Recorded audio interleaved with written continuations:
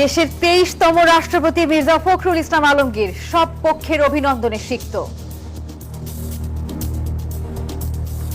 এটা গণতন্ত্র একটা ধাপে গিয়ে গেলাম আমরা, যে গণতন্ত্রের জন্য লড়েছি সবাই মিলে। জনাব ফখরুল ইসলাম আলমগীর সাহেব ভোটে প্রেসিডেন্ট নির্বাচিত হয়েছেন, আমরা ওনাকে অভিনন্দন জানাই। ভোটদানে বিরত 6 এমপি কারো কোনো অভিযোগ নেই, ভোট হয়েছে সুষ্ঠু জানালেন সিইসি। দীর্ঘ পথ পেরিয়ে রাষ্ট্রের অভিভাবক মির্জা ফখরুল।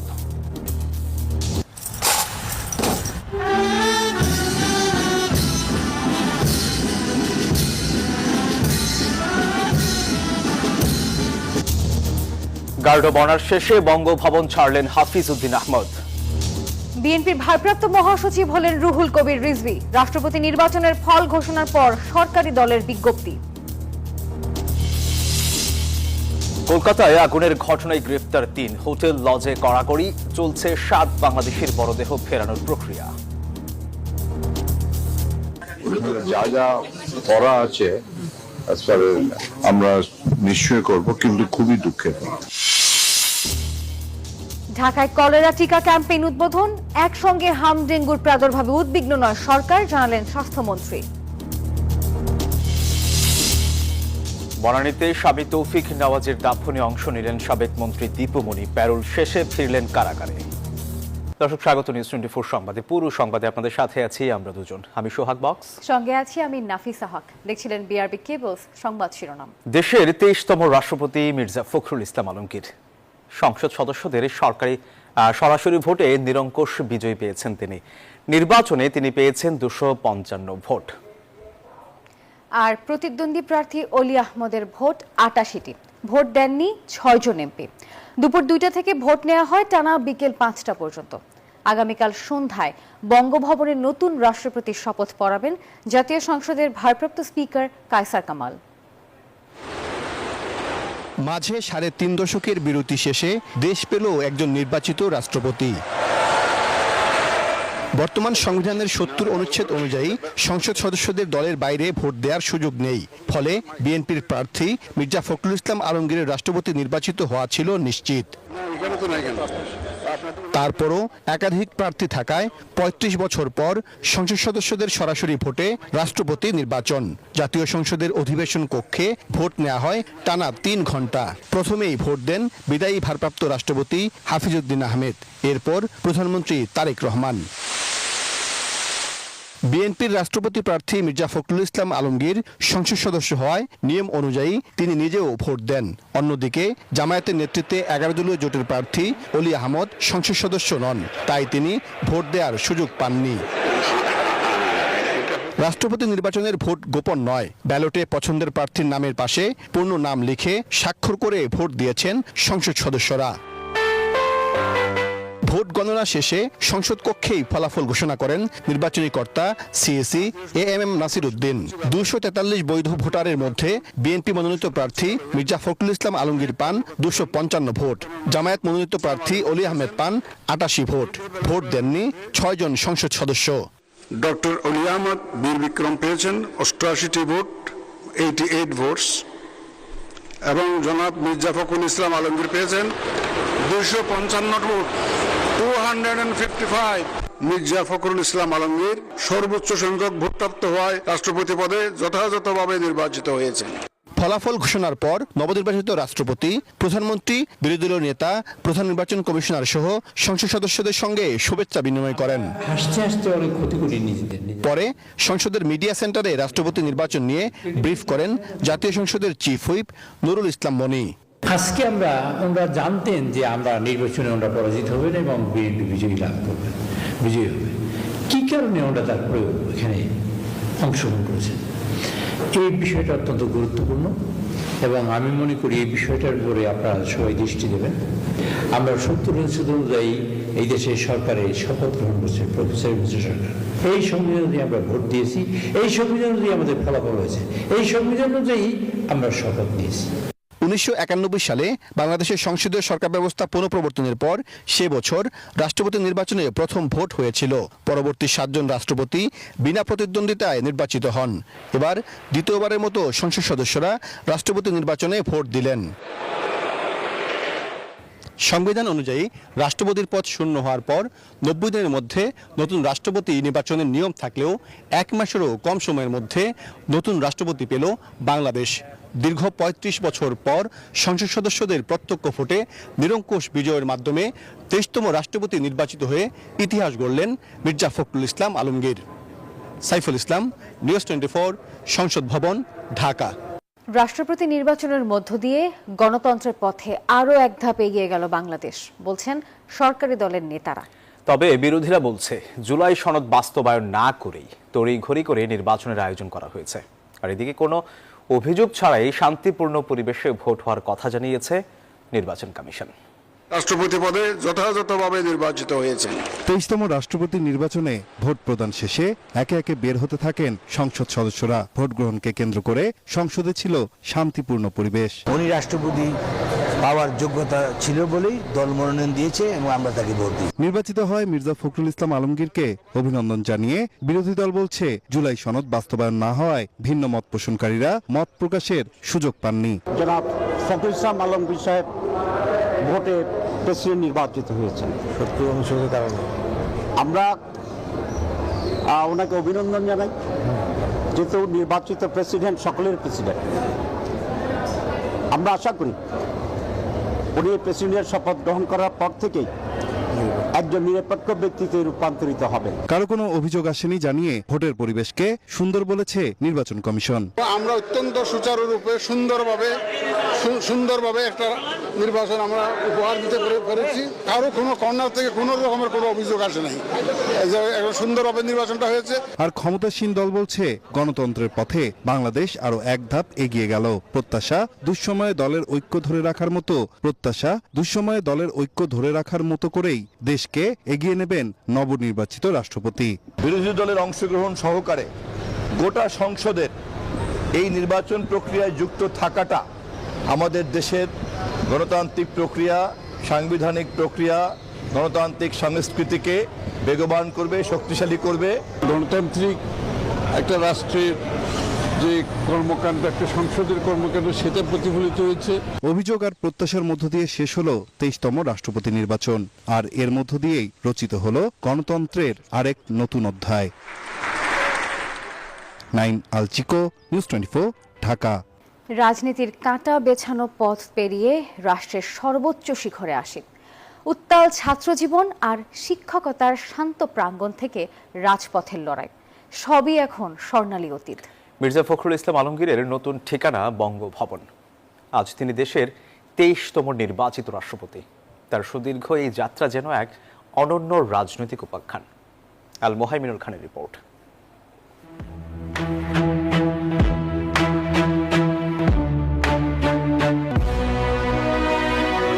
উত্তাল 69-এর গণ অভ্যুত্থান। ঢাকা বিশ্ববিদ্যালয়ের সবুজ চত্বরে স্লোগানের ঝড়ে নিমজ্জিত এক তরুণ মির্জা ফখরুল ইসলাম আলমগীর। ছাত্র ইউনিয়নের নেতা থেকে কারাবরণ, লেখা হতে থাকে এক দীর্ঘ সংগ্রামের পাণ্ডুলিপি। 71-এ তখন স্বাধীন দেশ। রাজনীতির কোলাহল ছেড়ে মির্জা ফখরুল বেছে নিলেন শিক্ষকতার স্নিগ্ধ জীবন। বিসিএস শিক্ষা ক্যাডারে ঢাকা কলেজের প্রভাষক হিসেবে শুরু নতুন অধ্যায়। কিন্তু রক্তে তার দেশ আর মানুষের ভাবনা, তাই তাকে আটকে রাখতে পারেনি শ্রেণীকক্ষের 4 দেয়াল। 1988 সালে নির্দলীয় প্রার্থী হিসেবে নির্বাচিত হন ঠাকুরগাঁও পৌরসভার চেয়ারম্যান। ফের শুরু তার নতুন অভিযাত্রা। 90-এ স্বৈরাচার বিরোধী আন্দোলনে এলো রাজনীতির নতুন বাঁক। ভিড়লেন বাংলাদেশ জাতীয়তাবাদী দল বিএনপিতে। 91-এ নামলেন সংসদীয় ব্যালটের লড়াইয়ে। পরের বছরই হলেন ঠাকুরগাঁও জেলা বিএনপির সভাপতি ও কৃষক দলের সহসভাপতি। 2001 সালের নির্বাচনে ভালোবাসার স্বীকৃতি নিয়ে পা রাখেন সংসদে। কৃষি মন্ত্রণালয় এবং বেসামরিক বিমান ও পর্যটন মন্ত্রণালয়ের প্রতিমন্ত্রী হিসাবে হয়ে ওঠেন দক্ষ প্রশাসক।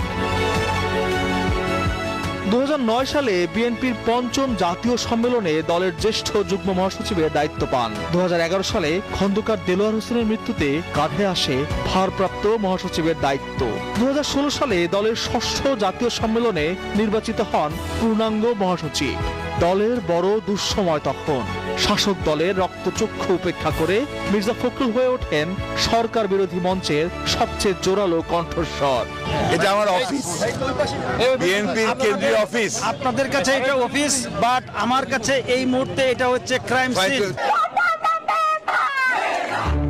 24 জুলাই গণ অভ্যুত্থানে বদলে গেল দেশ। 2026 সালে নিরঙ্কুশ সংখ্যাগরিষ্ঠতা নিয়ে সরকার গড়ল বিএনপি। মির্জা ফখরুল পেলেন স্থানীয় সরকার, পল্লী উন্নয়ন ও সমবায় মন্ত্রণালয়ের মন্ত্রীর দায়িত্ব। রাষ্ট্রপতি নির্বাচনের সবশেষে 35 বছর পর দেশের রাষ্ট্রপতি নির্বাচনের মাঠে মির্জা ফখরুল ইসলাম আলমগীর। সমীকরণ আঁকাই ছিল। ব্যালটের আনুষ্ঠানিকতা পেরিয়ে জয় পেলেন তিনি। নির্বাচিত হলেন দেশের 23তম রাষ্ট্রপতি। বিএনপি মহাসচিব আর মন্ত্রীর পদ ছেড়ে এখন গন্তব্য বঙ্গভবন। আল মোহাইমিনুল খান, নিউজ 24, ঢাকা। বঙ্গভবন ছেড়েছেন ভারপ্রাপ্ত রাষ্ট্রপতি হাফিজউদ্দিন আহমদ। দুপুরে তাকে দেয়া হয় গার্ড অব অনার। ঊর্ধ্বতন সামরিক ও বেসামরিক কর্মকর্তাদের সাথে বিদায়ী শুভেচ্ছা ও বিনিময় করেন তিনি। একদিকে বিদায়ের সুর, আর অন্যদিকে নতুন রাষ্ট্রপ্রধানকে বরণ করে নেয়ার জোর প্রস্তুতিও চলছে। কাল বঙ্গভবনের দরবার হলে শপথ নেবেন নতুন রাষ্ট্রপতি। আইনি ও সাংবিধানিক প্রক্রিয়ার এক ঐতিহাসিক মাহেন্দ্রক্ষণ রাষ্ট্রীয় প্রটোকলে বঙ্গভবন ত্যাগ করছেন ভারপ্রাপ্ত রাষ্ট্রপতি হাফিজউদ্দিন আহমেদ।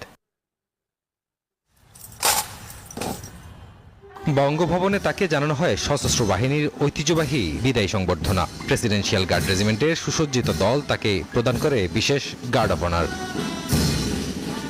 সালাম গ্রহণ শেষে বঙ্গভবনের ঊর্ধ্বতন সামরিক ও বেসামরিক কর্মকর্তাদের সাথে শেষ মুহূর্তের বিদায় শুভেচ্ছা বিনিময় করেন তিনি।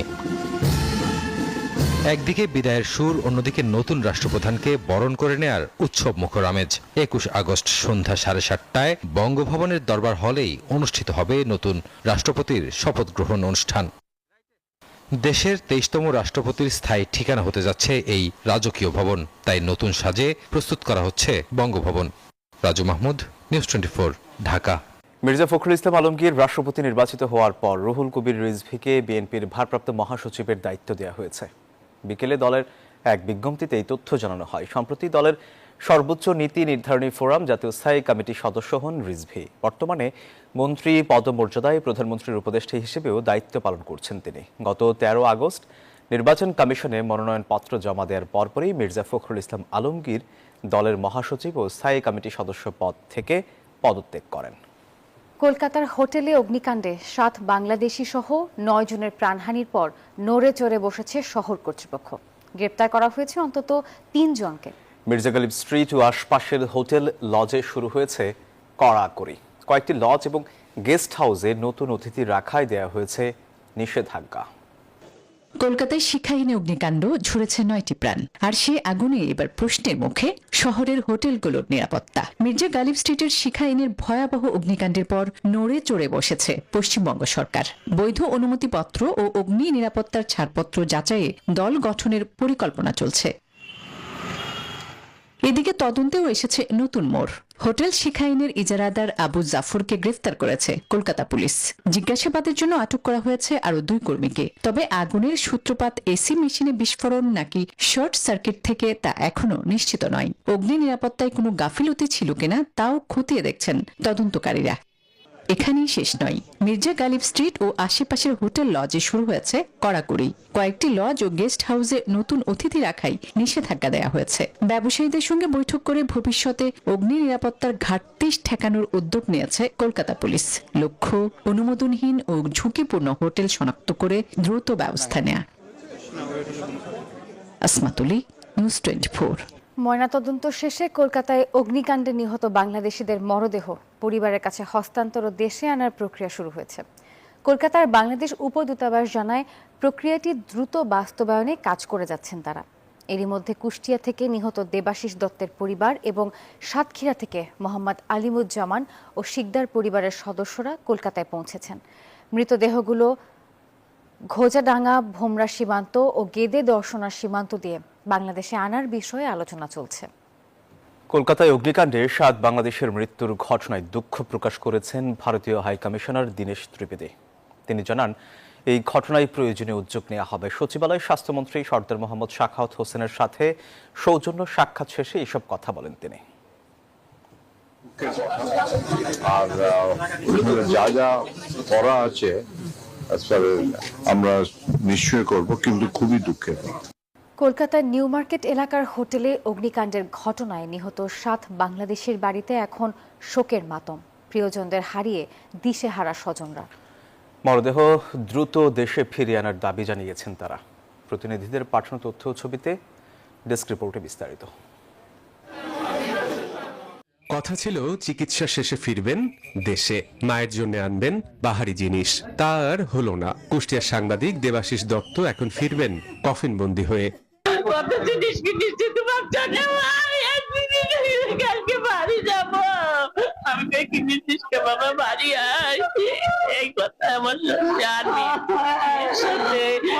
ওর একটা কিছু হলে ও ছোট মা এইটা হয়েছে, ছোট মা ওইটা হয়েছে, আর কেউ ডাকবে না, আর কেউ ডাকবে না, ছোট মা এইটা হয়েছে।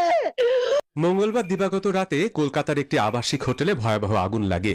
সেই আগুন দেবাশিস দত্তের সাথে কেড়ে নেয় তার স্ত্রী, 3 বছরের সন্তান আর শ্বশুরের জীবনও। জেলায় যে সাংবাদিক যারা আছি তাদের জন্য একজন ভালো সংবাদকর্মীকে আমরা হারালাম। সহকর্মী দেবাশিস দত্তের এই অকাল মৃত্যুতে আমরা সকলে যেহেতু গভীরভাবে শোকাহত। সাতক্ষীরার কালীগঞ্জে সাজুর বাড়িতেও এখন শোকের মাতম। চিকিৎসা শেষে তার বাড়ি ফেরার কথা ছিল বুধবার। হোটেলে আগুন লাগলে দগ্ধ হয়ে তার মৃত্যু হয়। প্রিয়জনের এমন মৃত্যু কিছুতেই মেনে নিতে পারছেন না স্বজনরা। তাদের নিরাপত্তাটা কোথায়, তাদের ব্যবস্থাপনাটা কোথায়? এই জন্য আমি সরকারের কাছে অনুরোধ জানাই, প্রকৃত ঘটনা যেন সুষ্ঠু তদন্তের মাধ্যমে সঠিক বিচার হয়। দীর্ঘদিন ধরে কলকাতায় বসবাস করছিলেন একই উপজেলার রেবতী রানী সরকার। অগ্নিকাণ্ডের ঘটনায় প্রাণ হারান তিনিও। উনি হলো এখান থেকে 3 মাস আগে একবার ডাক্তার দেখাতে গেল, দুটো ছেলেপিলের সাথে নিয়ে গেল। এখানে ছেলেপিলে দুটো ঠাম্মা ঠাকুরদার কাছে রেখে আইছে, ওখানে ঠাম্মা ঠাকুরদার বসত বাড়ি আছে। নিহত বাংলাদেশিদের মধ্যে আরেকজন সাভারের বেগুনবাড়ি এলাকার ব্যবসায়ী আহমেদ বাবু। তার মৃত্যুতেও এলাকায় নেমে এসেছে শোকের ছায়া। নিহতদের মরদেহ দ্রুত দেশে আনার দাবি জানিয়েছেন স্বজনরা। Desk report, news 24। দেশে একসঙ্গে হাম ও ডেঙ্গুর মতো কয়েকটি রোগের প্রাদুর্ভাব দেখা দিলেও উদ্বিগ্ন নয় সরকার, এমনটাই জানিয়েছেন স্বাস্থ্যমন্ত্রী সরদার মোহাম্মদ শাখাওয়াত হোসেন। এদিকে পানিবাহিত রোগ থেকে সুরক্ষায় টিকার উপর গুরুত্ব দিয়েছেন স্বাস্থ্য প্রতিমন্ত্রী। সকালে ঢাকার 2 সিটিতে ওরাল কলেরা টিকা ক্যাম্পেইনের উদ্বোধনী অনুষ্ঠানে তারা এসব কথা বলেন। এক ফোঁটা প্রতিষেধক, আর তাতেই সুনিশ্চিত হবে জীবনঘাতী কলেরা ও ডায়রিয়া থেকে সুরক্ষা। সংক্রামক এ ব্যাধি রোধে শুরু হচ্ছে মুখে খাওয়ানোর বিশেষ কলেরা ভ্যাকসিন কর্মসূচি। ছোঁয়াচে ও পানিবাহিত রোগ প্রতিরোধে সারা দেশের প্রায় 51,75,000 মানুষকে এই ভ্যাকসিনের আওতায় আনার সিদ্ধান্ত নিয়েছে সরকার। গর্ভবতী নারী ছাড়া 1 বছরের বেশি বয়সী সব নাগরিক পাচ্ছেন এই ভ্যাকসিন।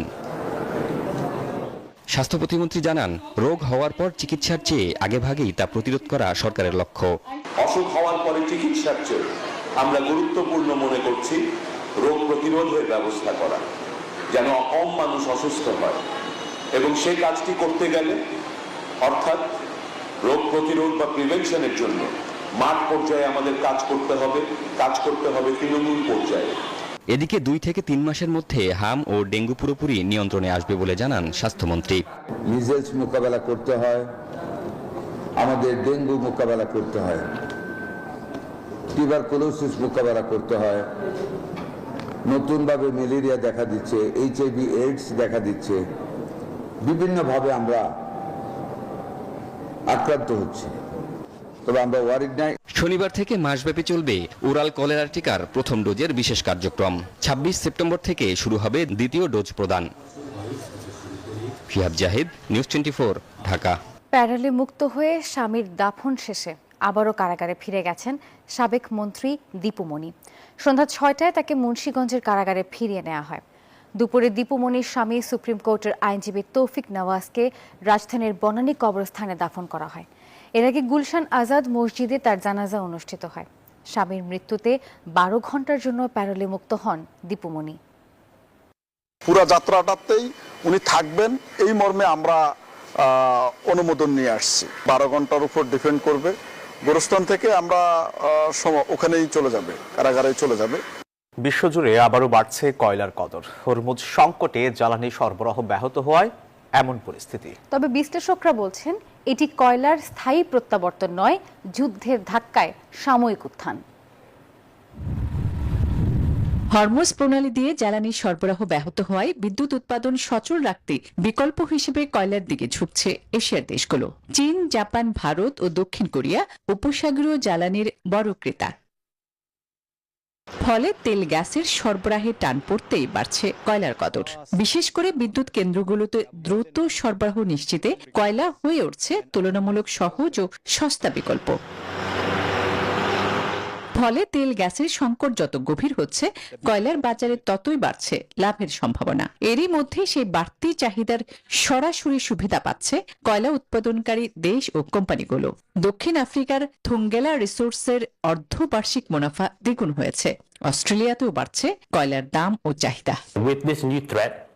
এটা কয়লার স্থায়ী প্রত্যাবর্তন নয়। জ্বালানির নিরাপত্তার চাপেই দেশগুলো স্বল্প মেয়াদে কয়লার দিকে ফিরছে। তবে সংকট দীর্ঘ হলে এই প্রবণতা আরো শক্তিশালী হতে পারে।